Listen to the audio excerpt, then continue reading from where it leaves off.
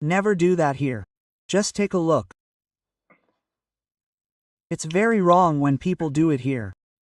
You strip the conductor, put the tubular terminal, and it comes to the terminal. And I've seen a lot of people recommend doing this. Put it on the terminal and tighten it.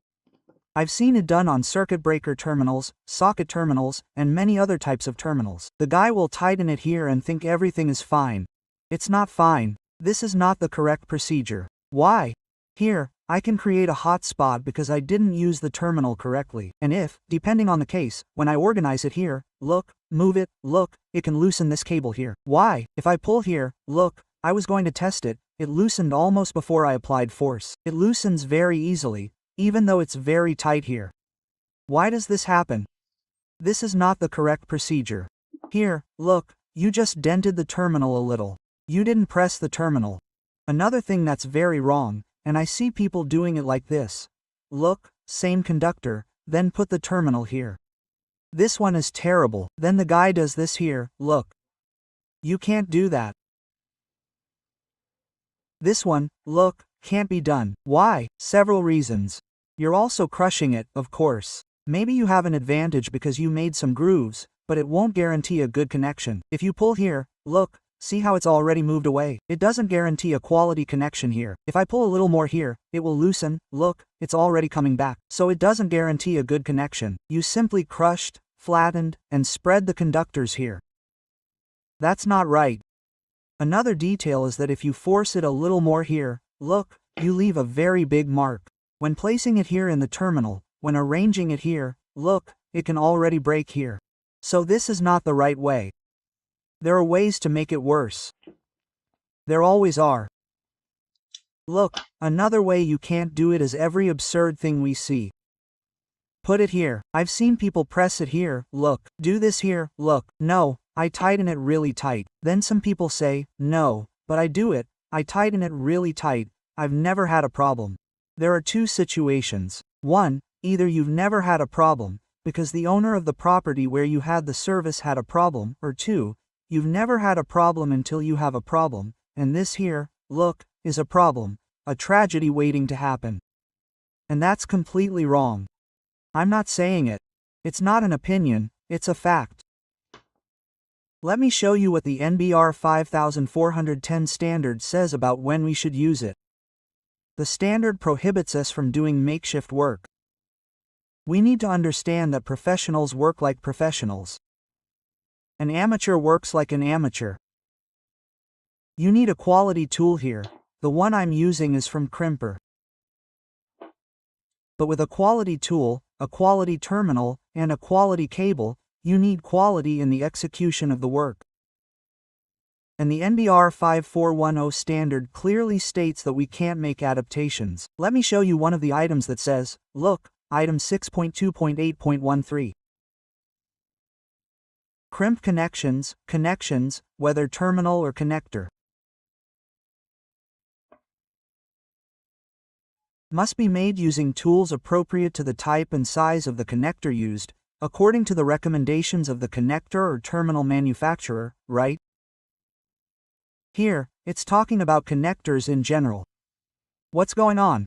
I'm talking specifically about the Crimper terminal. It's an excellent quality terminal, but each type of terminal has specific pliers for you to use. This one is for tubular terminals. There are other models that are also for tubular terminals, but regardless of the brand, any type of terminal, you need to use the correct tool, otherwise you'll have problems. So, the NBR 5410 standard says, you need to use the appropriate tool, not just for the model, but for the size. So I've seen a lot of people say, oh, but you could make a pliers that only crimps all the terminals. It's impossible. There's no way, because each terminal has a different size and characteristics. So we can't make adaptations. So, this isn't my opinion. The NBR 5410 standard says it's wrong. This wasn't made for crimping terminals. The manufacturer, any terminal manufacturer, will recommend you use the correct tool, the tool that was developed for that. So, if I use these pliers, it's wrong. There are other pliers here that also have a kind of terminal crimp here, but what's the problem? What size is that terminal crimp? It's almost a makeshift thing. Yeah, I don't know what that's for, because the NBR 5410 standard and the court also tell us that we have to use the correct tool. So that terminal crimp is only one size. I have this pliers here. Let me show you an example so you understand the problem. This is a crimper terminal, excellent quality. Let's strip it here. Just so you understand what happens when we use the wrong tool. I stripped it here, I'm putting it here, and we're going to press it. First, I'm not sure how much force I need to apply here. So, I have to press it really hard to avoid problems. So, I'm going to press it really hard here to be able to press the terminal. What's the problem with that? Look here, this crimper terminal is excellent quality. The insulating part here is very strong, but you can see that it cracked here. So this is already loose. Look here. This part is loose, so it doesn't provide good quality. And here you can also see that it cracked here. Look, the insulating part. Why? You shouldn't use this tool to crimp like that. What would I have to do in this case? Let's see here, look. Besides being the most correct way, it's much easier to use the correct tool, look. So, I put it here. Let's get another tool here, look, which is the correct one. As the standard recommends, each terminal has the appropriate size here, look. So, I put it here, and I'll press. It will only stop pressing after it reaches the appropriate pressure. Look at the difference. No problem in the insulating part. Look here how it was pressed here too, look. So there's no loose cable here, look. My cable is adjusted, firm, correctly pressed, look, with no problem here in the insulating part. Look here. This part here, it has to be completely insulated. This insulation is already damaged, look. So here I already have a serious problem. I won't be guaranteed insulation here. So we need to use the right tool. There's no point in making a makeshift arrangement.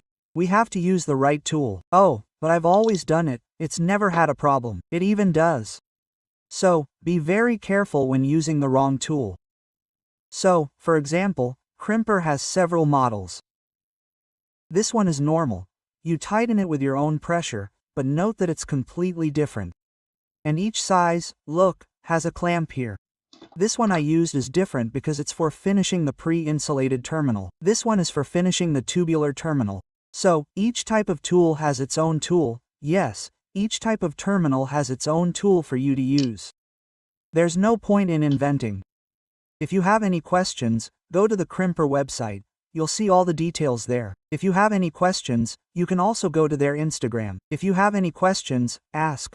They'll show you exactly which type of tool is ideal for the terminal you use most.